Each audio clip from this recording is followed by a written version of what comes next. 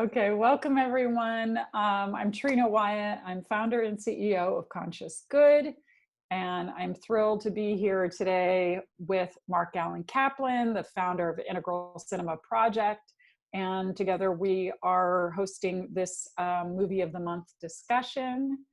And I want to thank Mark for selecting Homemade as our discussion for this, the Netflix series. And Mark, welcome. I hope you have a nice little practice to start us off with. I have a little practice, yeah. What we do here is we don't do meditation practices. We do what we call perception practices. It's a little bit different. So it's there's a difference in meta theories like integral theory and meta-modernism and all these different kind of approaches to trying to see the big picture. And the difference between waking up and growing up. And for those of you who are new here, I'm a stutterer. So you'll see there'll be moments where I'm stuttering.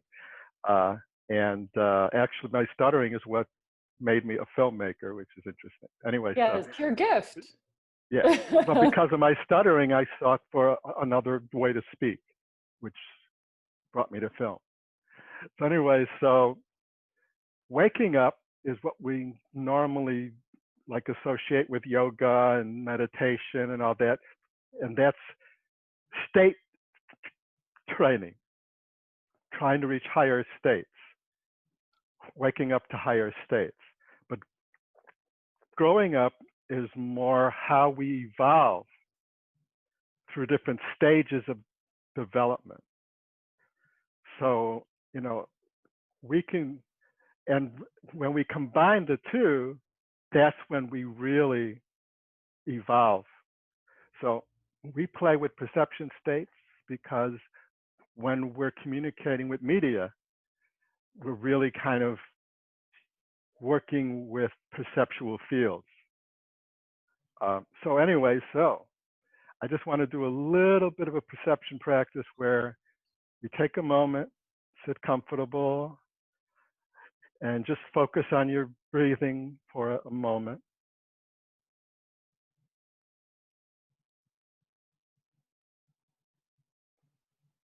And just try to be present to your space right now, where you're at. The sights, the sounds,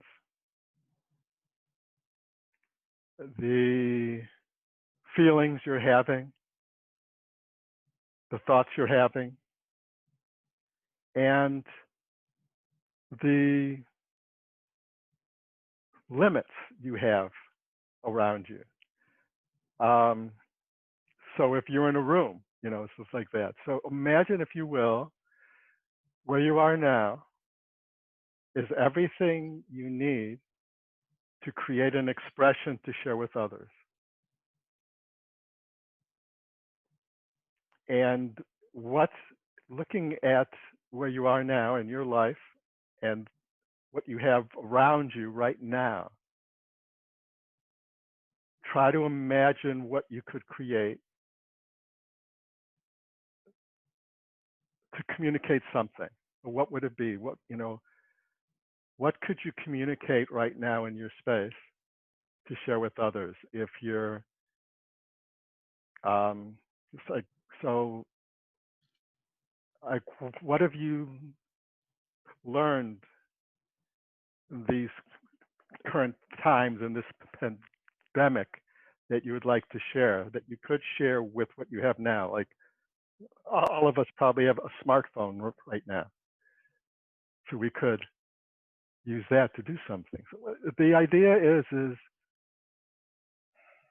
let go of, if we're filmmakers, we have these constructs around, I need a crew, you know, certain types of shots and all that, and certain type of technologies, and, you know, thinking about how to create a film and imagining all that. in your head is a wonderful thing, and we have to do that too. But we also want to be able to work with what we have and use that moment and see what we can come up with. So that's what these filmmakers were trying to do, and where we are right now is what we call a liminal phase. Everything is in flux, including media. The standard way of shooting media right now is in flux. And everything in our lives is probably in flux for most of us. So we have to kind of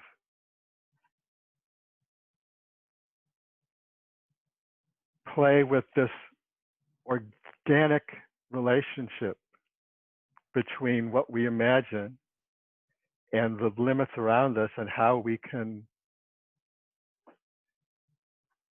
marry those and use our imagination inside the limits. So that is just kind of an example of, and what we're talking about in perceptual fields and stuff is that we have certain paradigms that we operate in. And when we're making media or anything in our lives, we're operating out of a paradigm. How we brush our teeth, we have a certain, there's a certain paradigm to brushing our teeth. You want to make sure you do this and that, we brush our teeth in the morning. So there's all these, and they're important, But we also, when we're in a liminal moment, we need to step outside of those paradigms and see what new is unfolding. So anyway, just for a moment, I want to open it up to anyone who wants to ask a question or express how they experience this right now.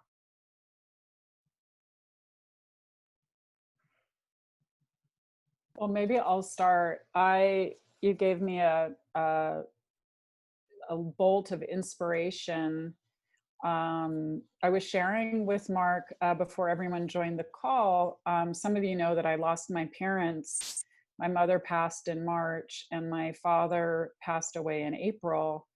And I was telling Mark, because of the pandemic, my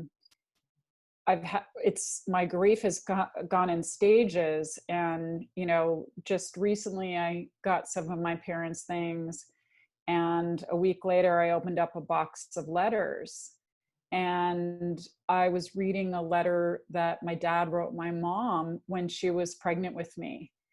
And I just thought, wow, I have those beautiful letters.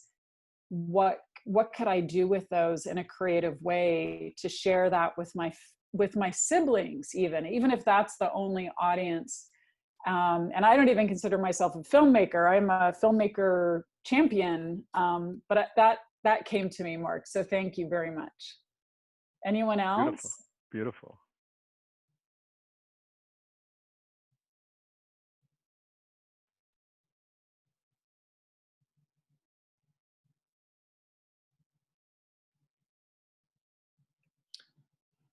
So I just feeling rather confined today. I just looked at various paintings I have and realized that they're all portals, and that they would all be a way to go into a story out of here and into a story or another space. Very cool. There you go. I love it.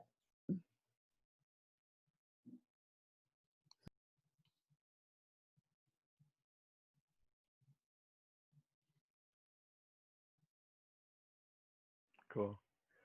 Well, that's an old Hollywood thing. Unless anyone else wants Michael, I think we were about to hear from you. Yeah. Oh, we can't hear. I can't hear you. It looks like you're unmuted, though. Maybe your microphone.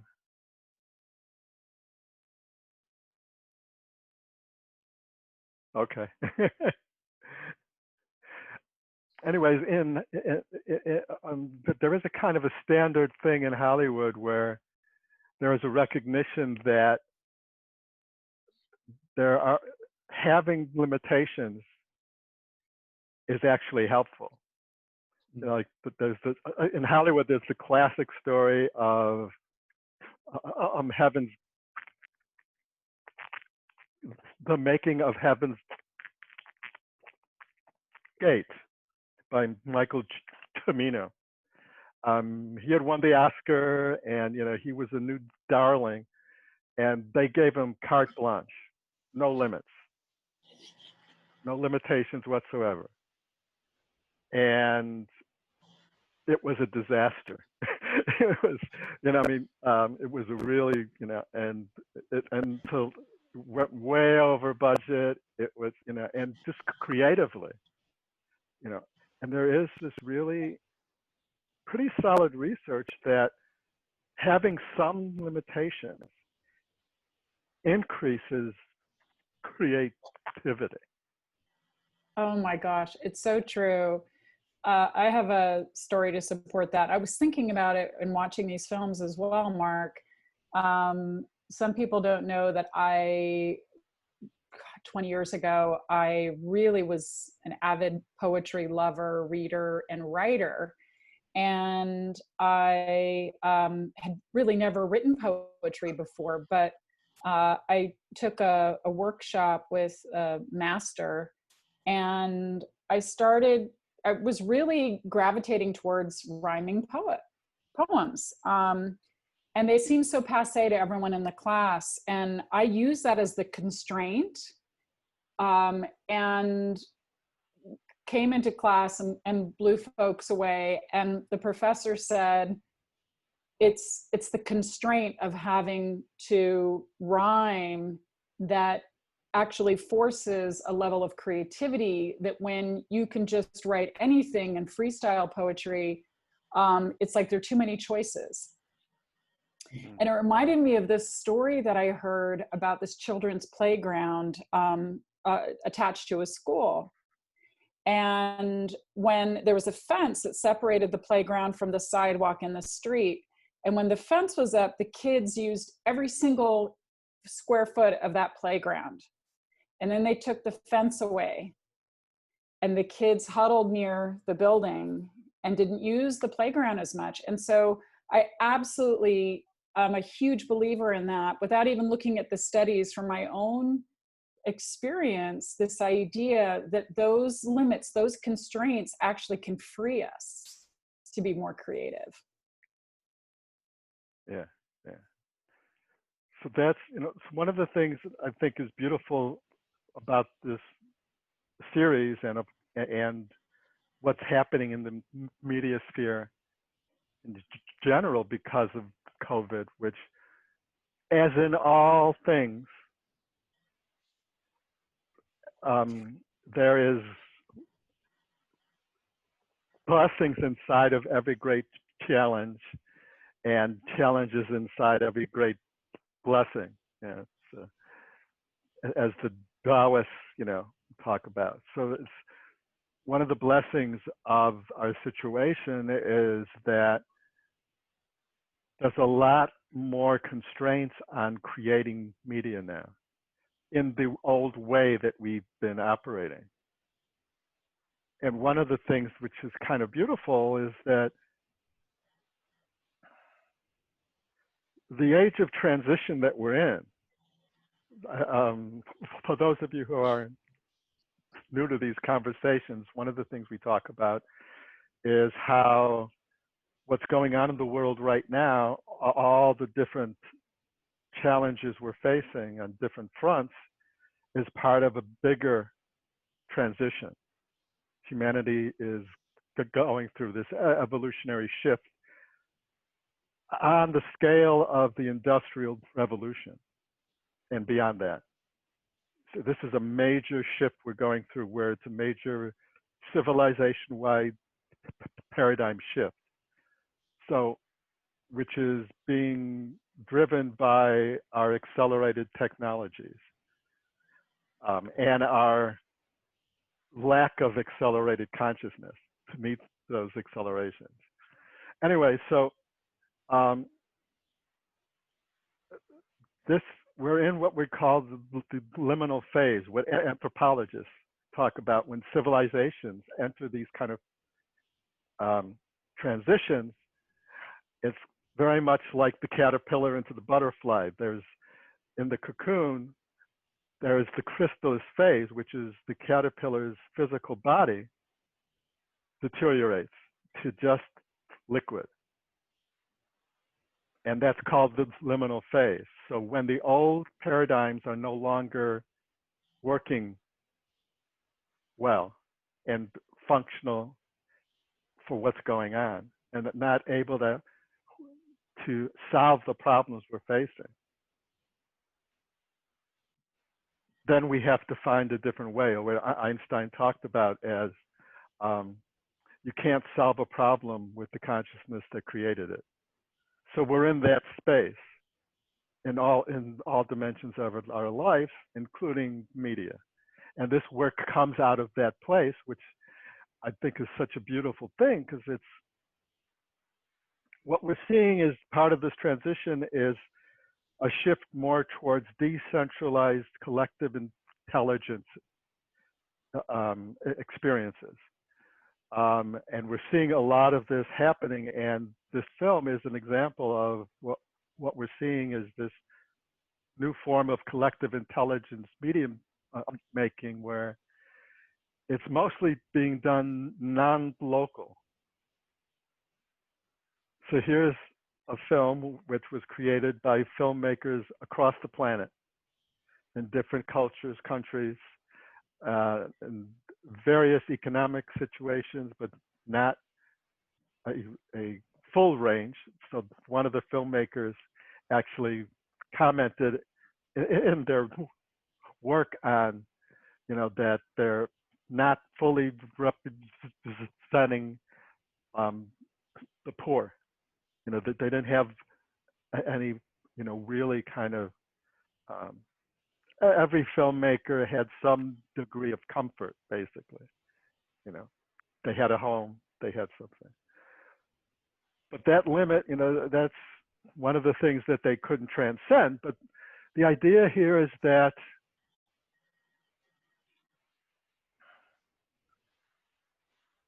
how do we work with these limits, and how do we work as a team differently than we worked as a team in person? And working as a team collectively, it's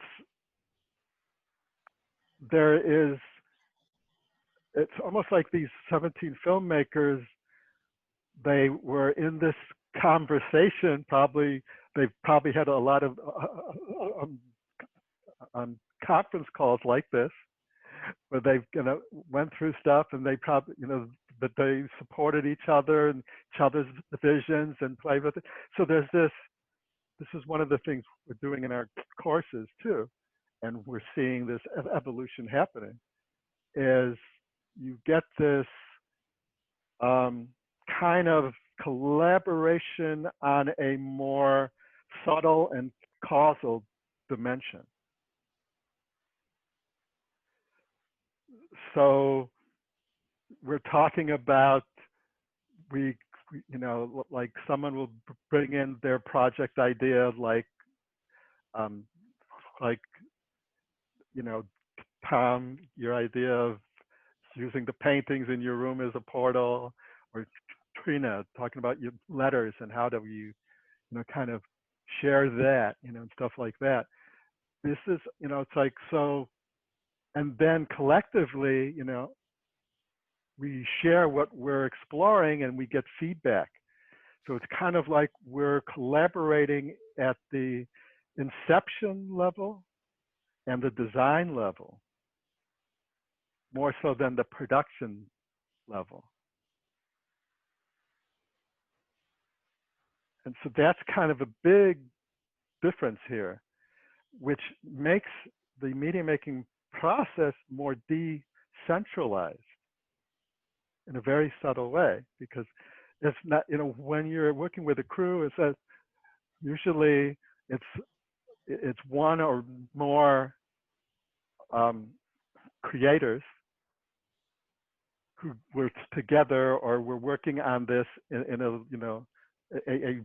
room somewhere, or something, and then they bring it to the team, and then the team manifests it. Whereas now it's kind of the opposite, where we're working collectively to support each other with our individual exploration, and then we then having to go separately to create. Although you also have, like, the shooting part is individual, but then people, like in our last cohort, we had a team where each of them recorded themselves reading a poem. And then one of them put that together to visuals and then showed it, and then they all talked about it and then recut it. So you have this kind of collaboration synergy going on that we're not normally attuned to with the old form of media making. So you could see how this is playing at what we call the frothy edge of the evolution of the medium. And this may hold once the pandemic is gone. My sense is that after the pandemic, it will probably morph into something else. But the lessons that we've learned from it will be integrated, most likely. So anyway, so that's kind of my little spiel, and just want to open it up to questions, reflections. Can you hear me now? Yes. Yay, good. Michael. Good. I was going to say, I've just made a short, well, documentary, I guess. First ever video I've ever done. And I got inspiration from all the Zoom videos. And like you're saying, on these shorts that we were watching, I was thinking, I can do that, Whereas if it was a regular world that didn't exist, I'd be looking at movies and I'd go, no, I can't do that with my little bit of equipment, my phone. It'll look crap, So it put me off. So I really felt inspired, and I put it all together, and I thought, I've done it, So in a way, it was a constraint, and then the other way it was freeing, because it freed me to be creative. So yeah, oh, that's brilliant. When do we get to see it? Post it on the network. Yeah, definitely post it on the network. Yeah. In an hour. That's so great. In an hour? Right now. Okay. All right, we'd love to see it. That's great. I love that. Well, I was telling Mark, I hope all of you had a chance to see our See the Good series on See Good TV, which was more a collaboration in the editing process than in the development and the actual. And Leslie's here. Leslie, you were a part of our compassion episode. But yeah, that's what we want. I was just telling Mark, gosh, we need to take this to a new level now with maybe putting out to the network ideas, topics, or something that can further this kind of luminous moment of extreme creativity. So yeah, we're open to ideas. I'll certainly send more information out on the network, but would love to hear what inspiration you've had from, whether it's homemade, See the Good specials, or just again, like Michael, you know, where that inspiration is coming from. Yeah. I mean, Yeah, yeah, go I ahead, should Michael. say I did kind of steal a little bit of the format of See Good, but I talked to Stephen already and he's okay with it. Okay, good. Okay. But Good to imitation is the know. best form of flattery. Absolutely. Absolutely. Well, we're all in this together. And I really, I love that, Michael. We need to support and inspire one another. So I love that. That's a win for me. That's a win success story. So Leslie, I'd love to hear from you. Hi. Nice to see you all. I came on, I don't know, about 10 minutes late. I'm sad I missed a little bit of the introduction, but I did catch our beautiful presenters' discussion about the evolution of creativity. And, you know, I think that's what the intelligent species that we consider ourselves, along with what crows and wolves and whales, we do reinvent ourselves, right? And we have to meet crisis with as an opportunity. So I'm excited. I've kind of been out of the loop since I was out of the country for so long, but I've obviously there's this TikTok rage and all these things going on with video content that are being spawned from this. And I love kind of, Trina, when you were talking, and I was, you know, in terms of approaching bigger studios with this new type of content, it just makes you wonder, not knowing how, since we don't know how long this is going to drag on, it really does, it makes me curious what kind of content we can produce going forward in this state of isolation. Like, for example, you know, Jimmy, the talk show hosts were working from their living room, and then the kids were in the background. I thought it was hilarious. I loved it. And now they're playing to, basically there's no audience except their band. And there's something really charming about it. Their hair's growing out. They're wearing frumpy t-shirts. It's just natural and alive and present. And I don't know, it's just, there's something really real about what's happening. And the longer it drags on, I think the more it's going to make us go to some new level. It's really interesting. Mm. Yeah, yeah. Well said. Very cool. Yeah. Absolutely. Yeah.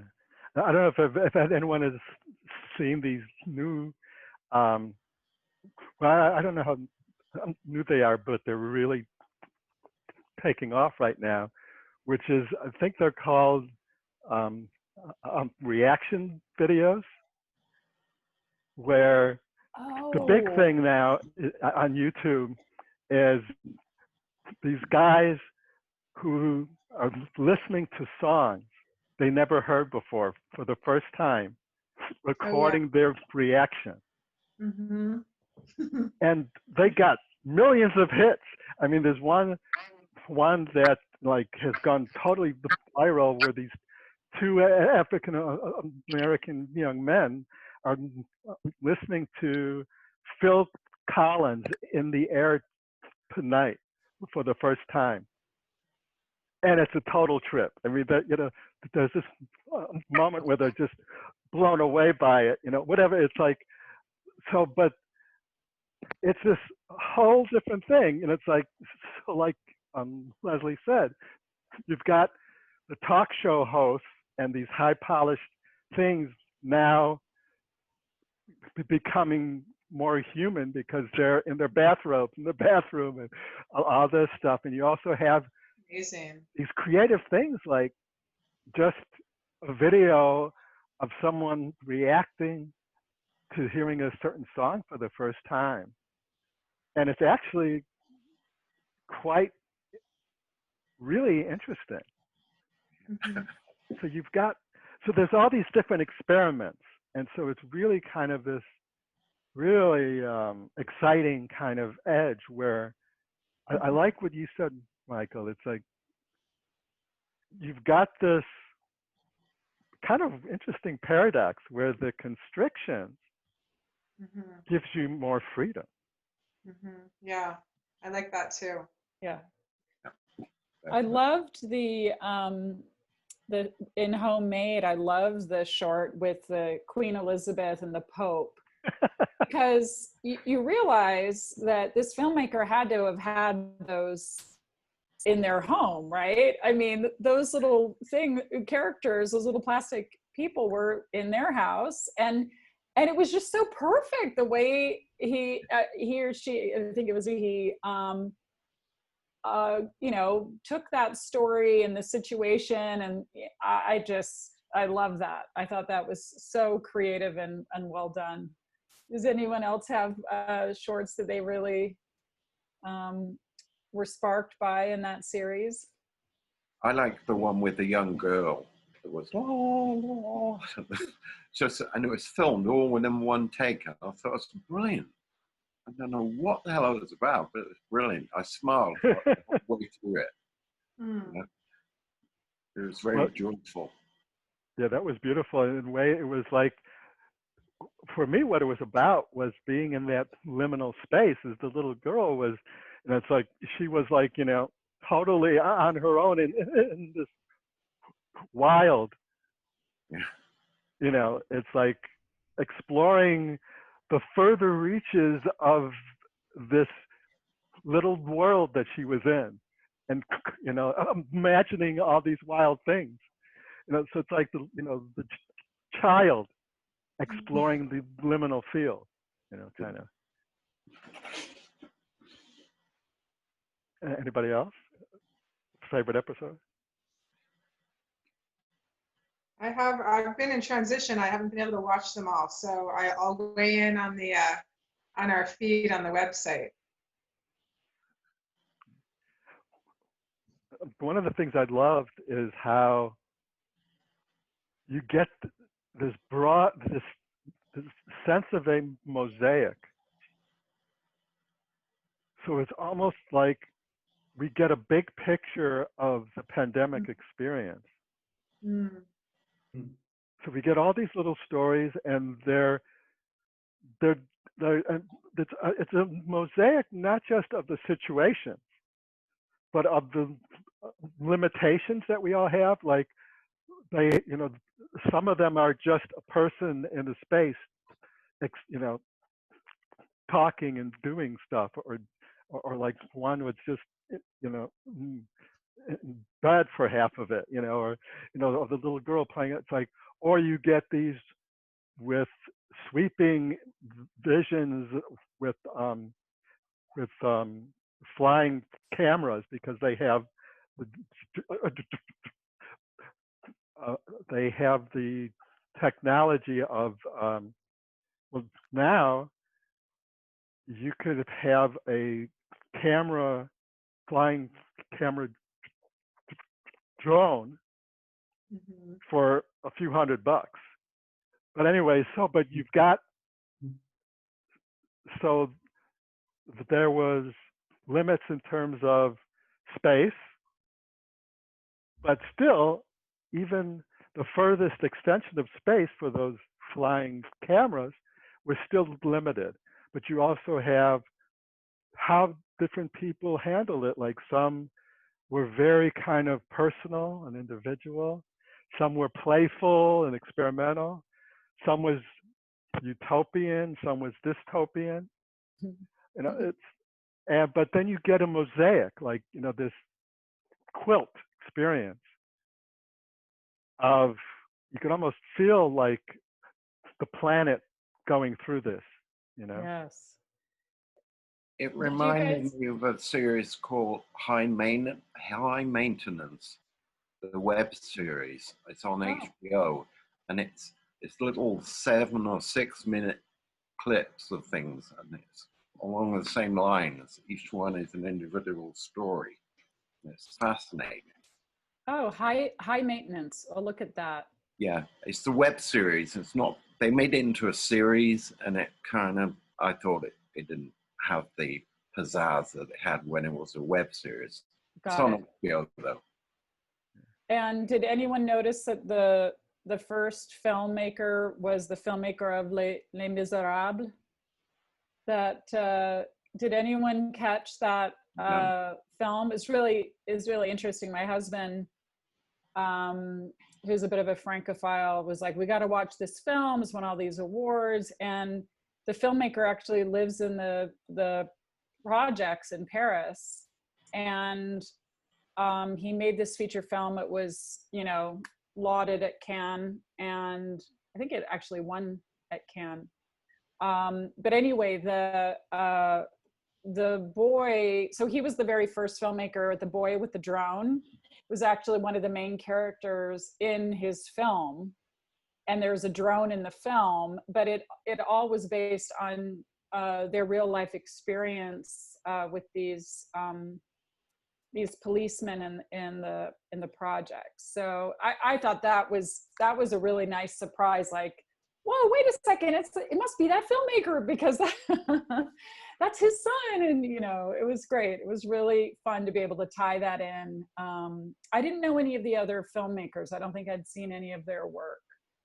Did anyone else notice? No, that's what I liked about it, actually, in a way. Kristen Stewart, of course. Oh, I missed hers.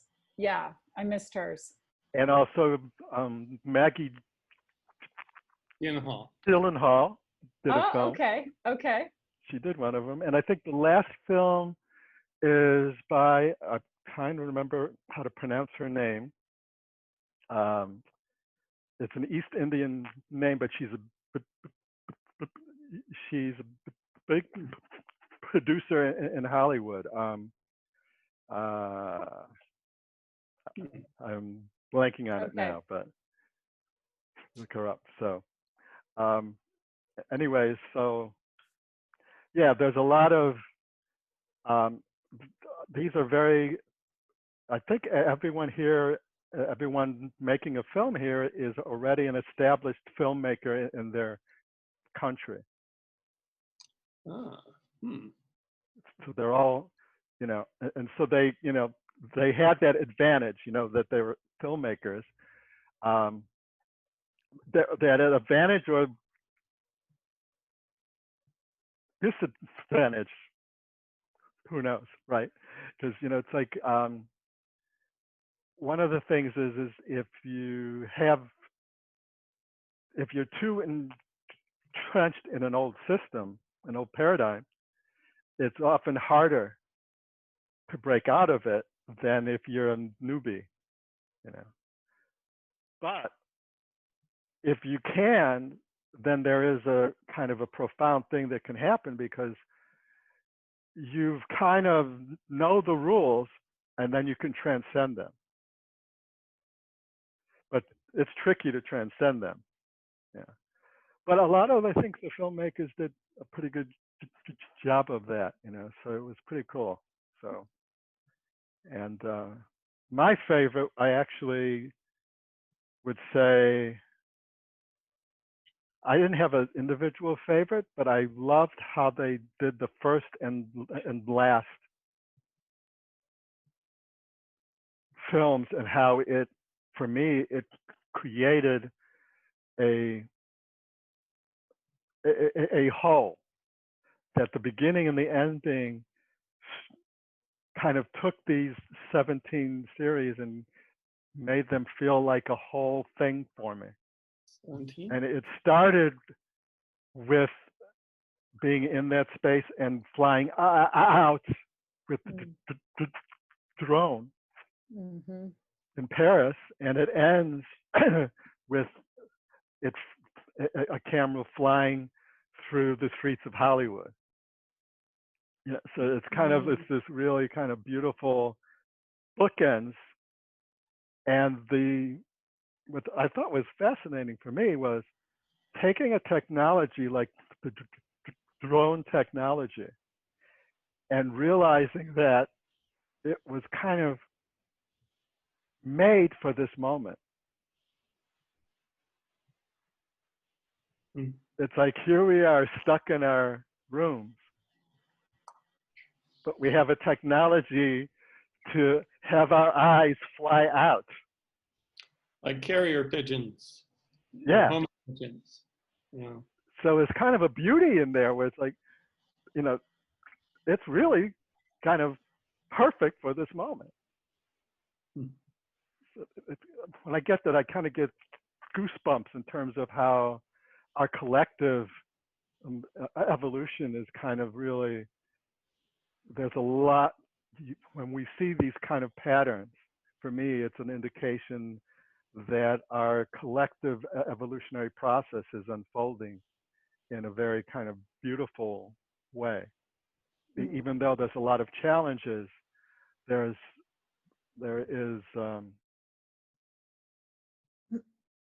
well, I kind of, if we look at what's happening from the perception of a collective self, then it's kind of like we're collectively trying to make a transition here. And when we as individuals are going through a big life transition, we often are faced with challenges we have to overcome. So in a way, so when we look at it like this, then we could hold these major challenges in a kind of a more a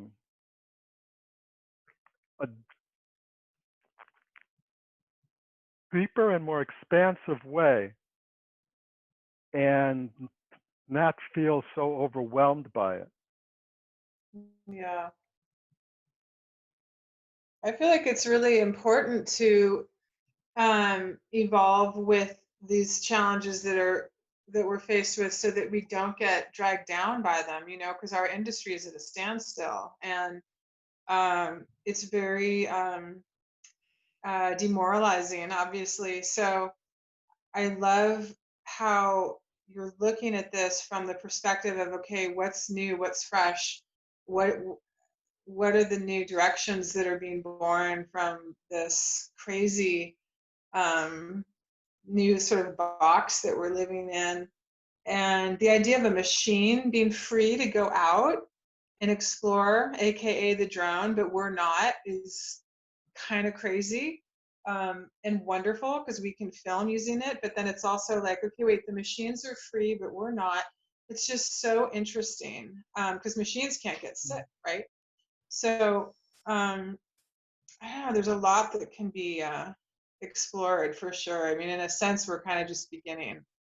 And I'm really excited to finish watching the series that you sent us, because I want to see this tapestry, or mosaic, as you said. Also, tapestry is another image that I like. But yeah, it's right in the depths of. The longer this goes on, I feel like the deeper I have to go in my soul and in my spirit to figure out, okay, how can I stay relevant and engaged right now? Because it's one thing, you know, to run the Feeding Families Project is incredible. It's a humanitarian act of service and love. And yet at the same time, my career is paralyzed. And so it makes me anxious and antsy. And I'm feeling inspired by this meeting about, okay, what's some more content that I can create? Also by Michael, you know, his revelation that, hey, I can put a piece together right now. Not only do we have time, but there's so much to talk about. And you know, it's kind of great. It's just maybe giving us a new mouthpiece or something. Yeah, yeah, and it's democratizing the media sphere itself. So you've got, when we're talking about that, these polished late night talk hosts now with ragged beards in their bathroom, and the videos of kids made by these kids in their bedroom going viral. It's like we no longer have to create these multi-million-dollar huge things to reach people. Right on. So there's a really kind of beautiful thing going on there. And so it's kind of, you know, and that when I was in film school in the old days, George Lucas talked to us, and he said one of his main goals was to advance technology to a point where every kid in the world could make a movie. He had that vision then. That's amazing. Yeah. And so a lot of his advances were all about that. So that was one of his driving goals. And like now we have it. I mean, everyone's got a smartphone. You've got a movie studio in our phone. And we can make, so it's, and so that's just the technology. But now we're having this experience that then creates this liminal field within a boundary. So it's like the limits we have being in our enclosed space because of the quarantine is kind of like the cocoon. This is, our thing that we're in, but everything is in flux. So within this frame, like Michael said, within this constraint, we're set free. We can explore, we can experiment and play and reach people in ways that we might not have been able to do before. Yeah.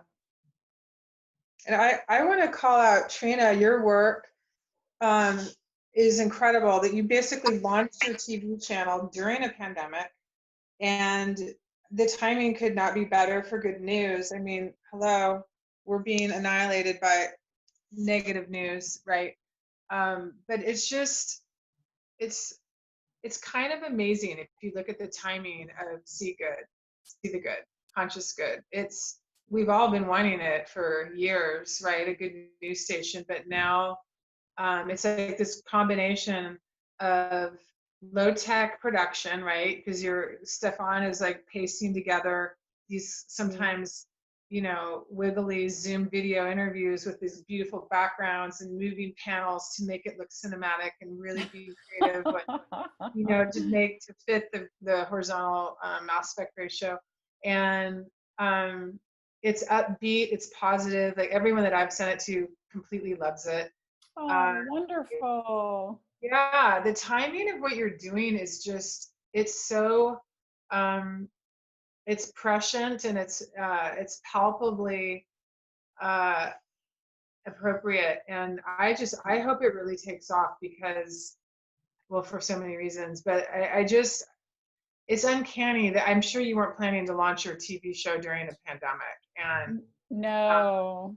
You've had to think on your feet, and you're doing a great job. And I really want to see it explode. And thank you, Leslie. Yeah. I so appreciate that. No, it's for so I've been working with Mark now a long time, and Michael, you've probably been one of the first members of our network, and Rachel's just joined the Conscious Good team a few weeks ago.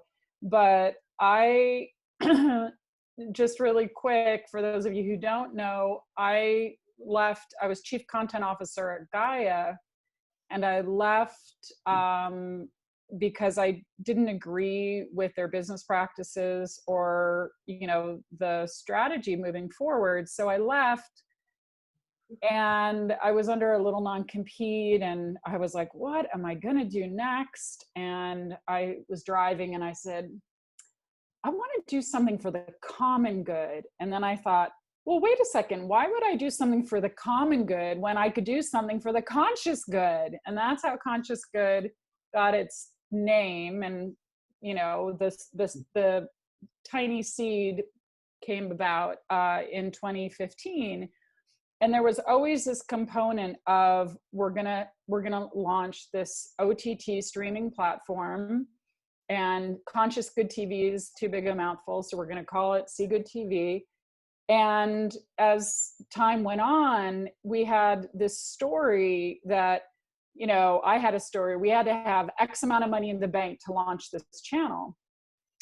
And then a year ago, I just took a step back and I said, well, can we launch this without having $1 million in the bank? Like, can we just do that? And so within 24 hours of setting that intention, I kid you not, within 24 hours, I get an email from my colleague who had launched Gaia saying, hey, I'm consulting and I have room in my dance card for another client.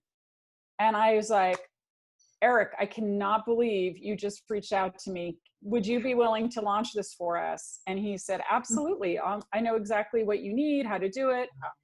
And we thought we had our investor.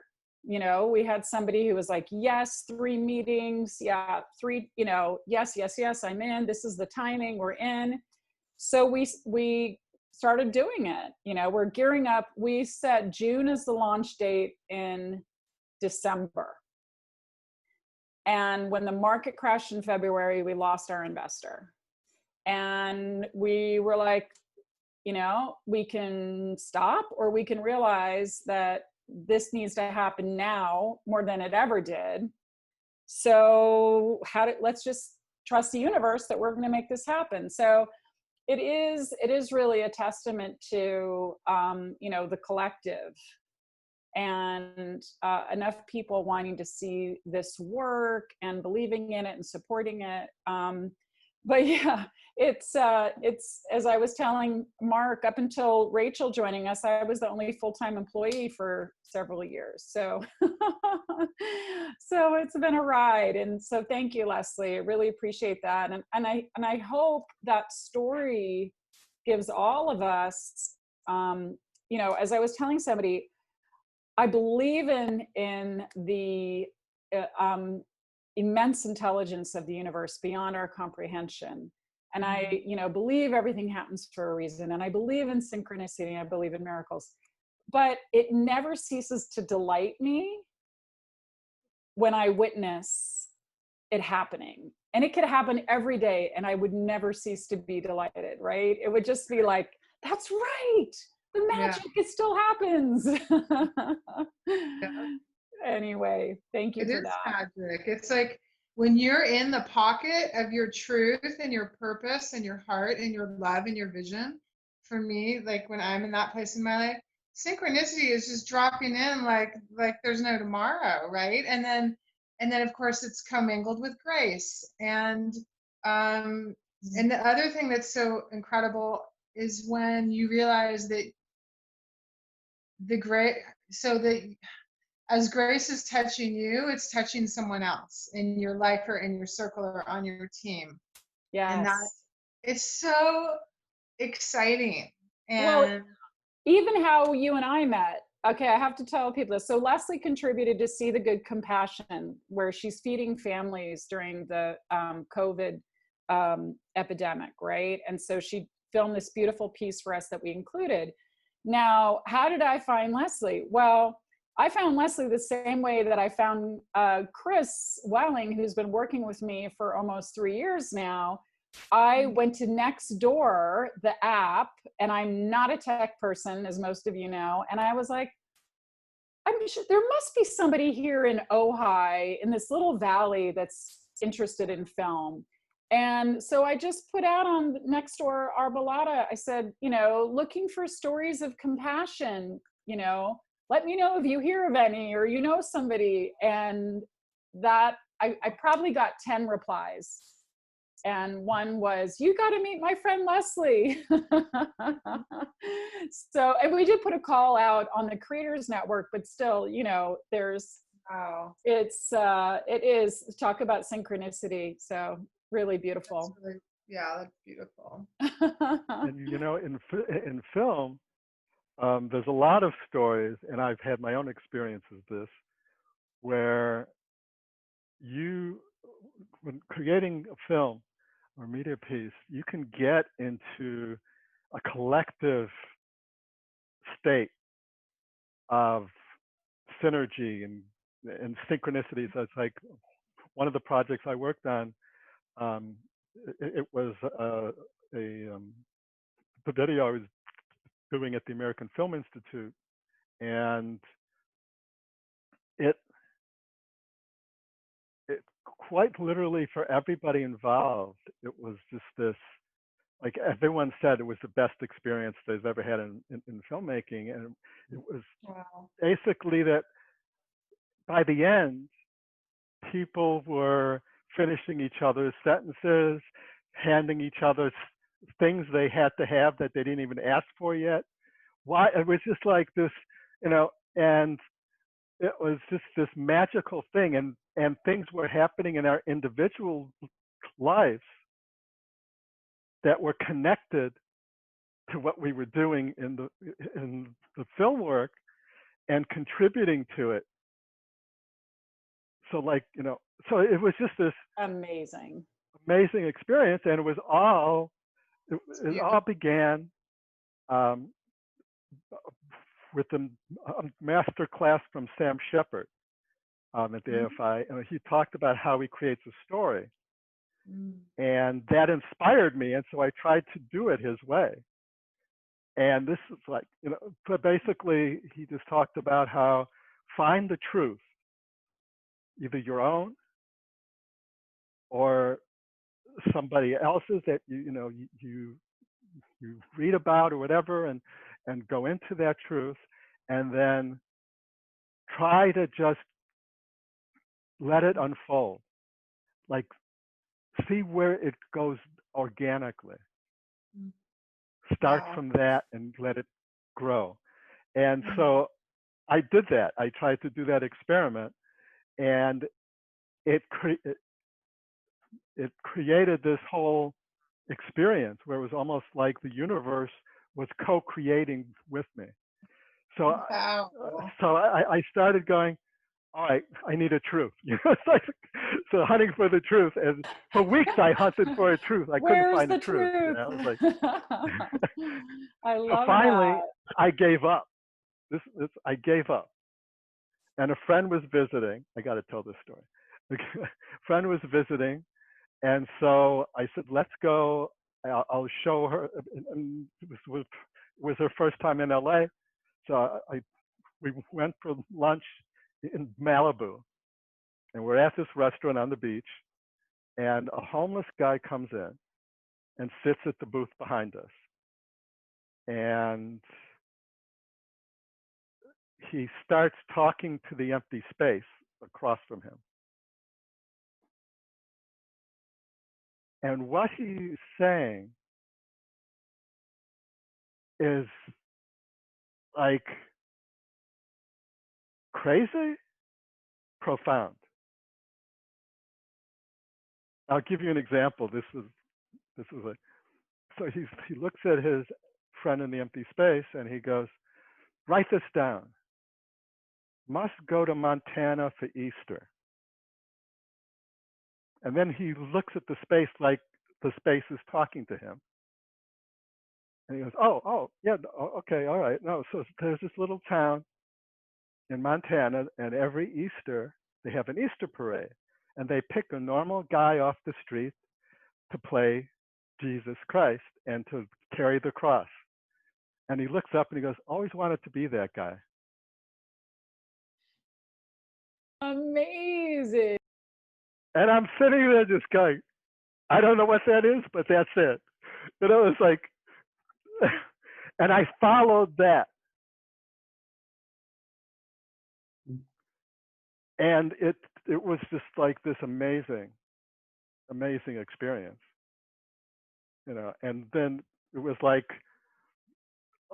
someone came into my life here and there, and it was just phenomenal.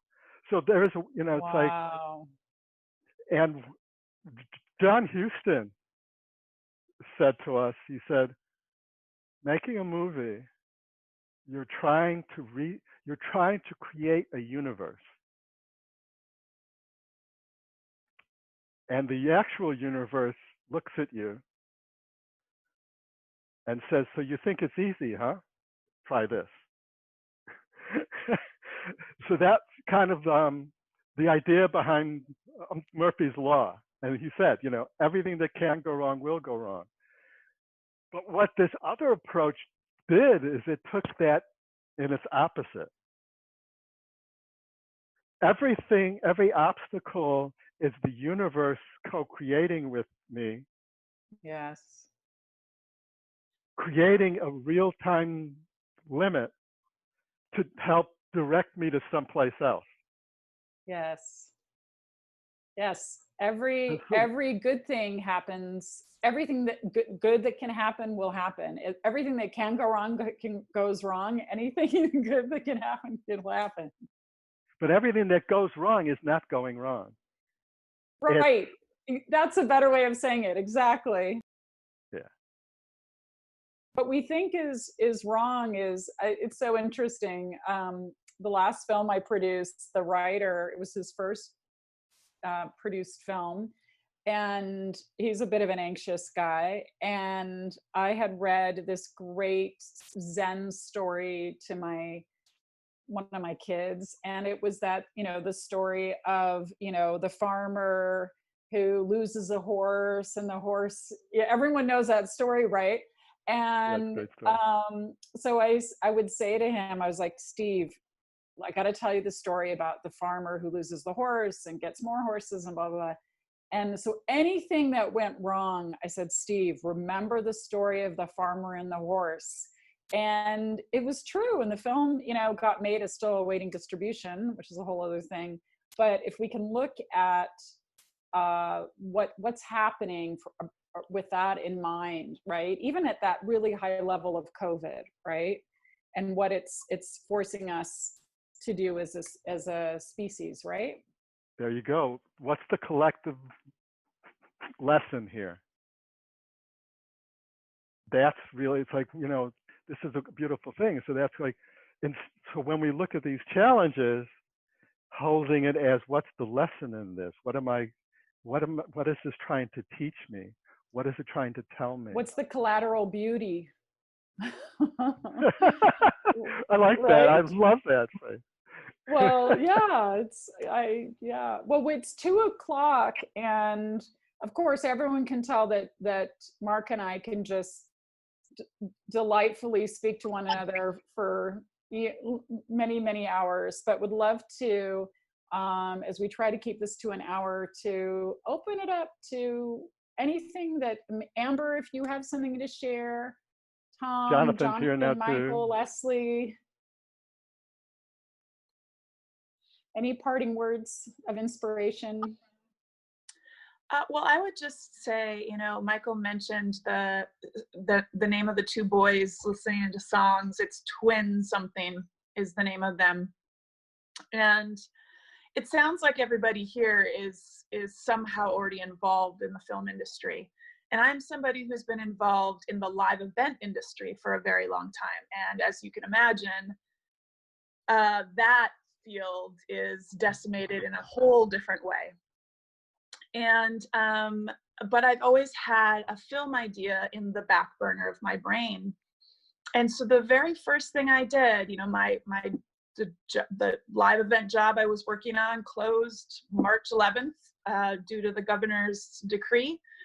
And by March 28th, I had 3 versions of a film that were all, because a lot of the live events I work on are very place-based. It's very specific to place.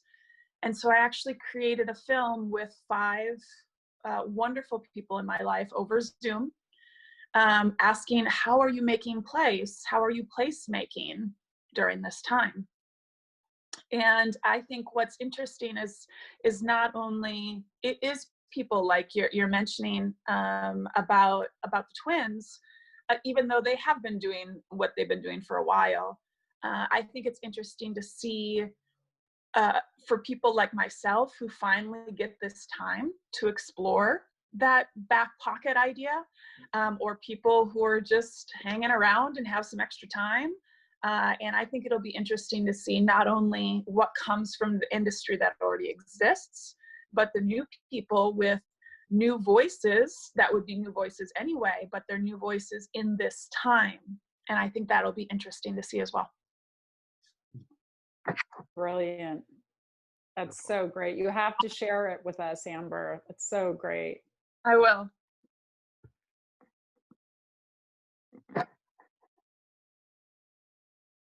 I love what you said, Amber, about back pocket. Because in this stillness and in this pause, people are able to unearth or reveal, and even maybe for themselves explore and discover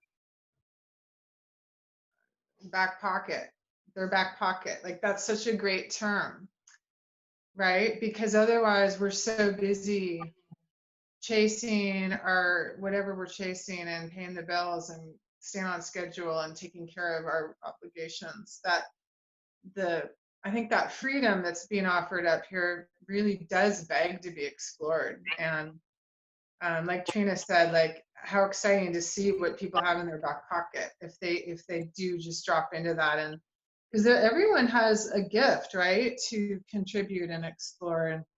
And when, I mean, and the world is basically stopped. Like, what better time to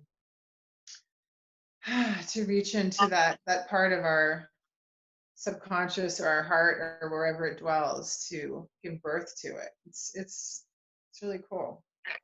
Yeah, thank you. Yeah, and having conversations like this, like, I would have not found this group if it wasn't for this time.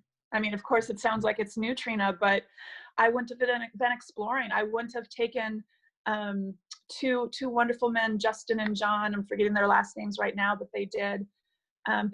They shared all they knew about how to get into a film festival, and they mentioned this channel, and that's how I learned about it. And so because I was having those conversations, exploring it, and people have more time to have these conversations, this time is ripe for development in so many ways. Absolutely. Development. Perfect. That's, this is that's the fertile ground of the liminal field. When the anthropologist looks at these times, there's a lot of great challenges and fears come up, and there's a lot of suffering in these times as well, because in a way that there's a great loss of the old ways, and we still have to kind of go through that as well.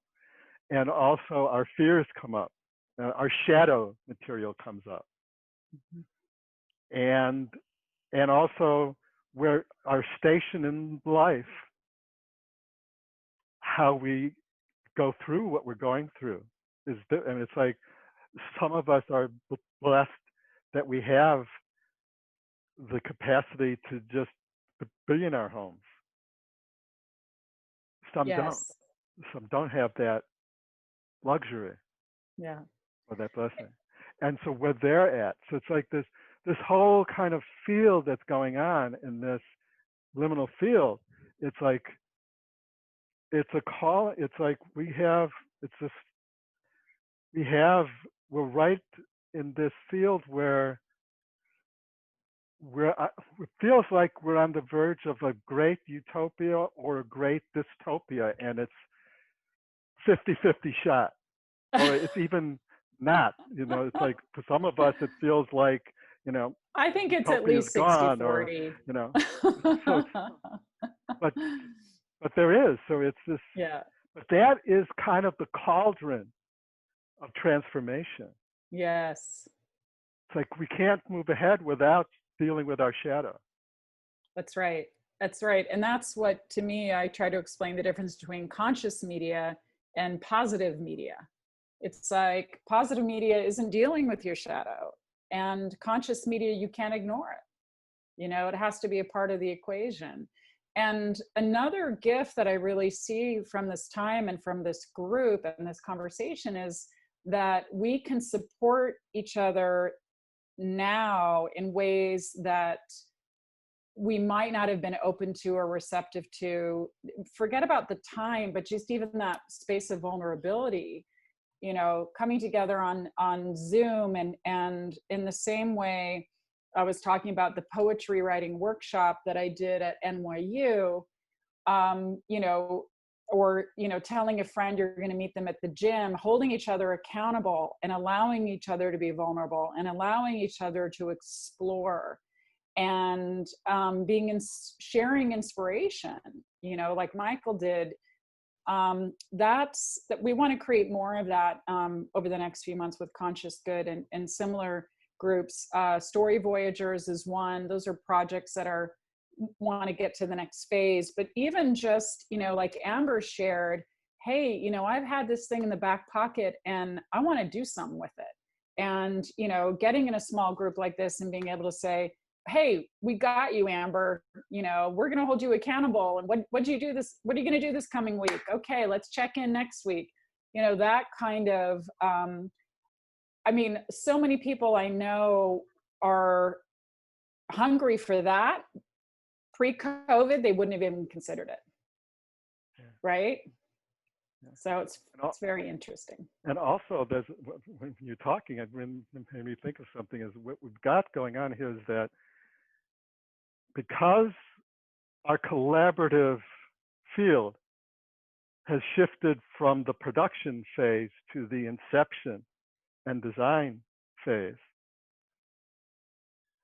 where it's almost shifting us to more of a collective approach to generating and creating, generating ideas and creating. So it's kind of this really beautiful paradox of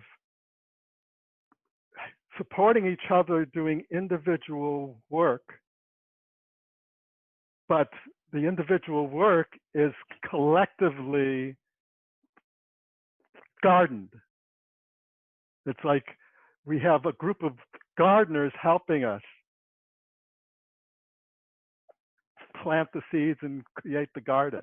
So, you know, it's like, it's so, and and I see a lot of this paradox going on. It's like we're social isolating ourselves to protect others. Mm-hmm.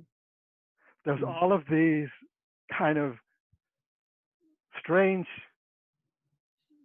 beautiful paradoxes that we're experiencing. That's part of the liminal field too. That's, so that, what you were saying kind of made me think of that. So anyway, so Beautiful. Anybody else? Final thoughts? Jonathan, you've been really quiet. I want to know which of all the films was your favorite. Well, discussion, my apologies. What inspired me so much about the whole thing was that with only a few exceptions, everything in there was something that any one of us could have made. But you could also really feel the intercession of director's consciousness in each one. Because when you're down to just a phone and filming in your house, whatever consciousness you bring to it is what's going to be the final film. And so they were so different and yet so creative, and all of them had something to say about the visceral lived experience of quarantine and of this new sort of science fiction future that we're living in. So, I mean, number 16 and 17 were the most masterful. 16 was my favorite, I think. That was the one that surprised me the most when it came on. I was just like, whoa, we're into it, like a whole different kind of film, a whole different level of film. And 17 was also pretty amazing. Although both of those would be a little bit more, I mean, it's not easy to get Cate Blanchett to narrate your film. And number 16 obviously had a pretty amazing soundtrack that was created for that. So. Wonderful. But oh, great. As far as the way 16 just unfolded, I was just completely blown away by the range of emotions it captured just through this one woman's performance and through the cinematic style of it. Was there any consensus in the group about the favorite ones? No, everyone had a separate one. Everyone had a different scene. So. Yeah, and some of us didn't see all of them, but yeah. Yeah. Well, thank you, everyone. We went a little over. Always worth it. As I said, I could go on and on. Eager to find out what our next program will be, our discussion will be on for next month. But thanks again, Mark, and thank you all for joining us and sharing yourselves and your projects and your spirit. So have a wonderful week. Everybody stay safe. Stay safe. Stay well. Stay awake. Well said, Mark. Thanks again. Bye, Thank you. everyone. Bye.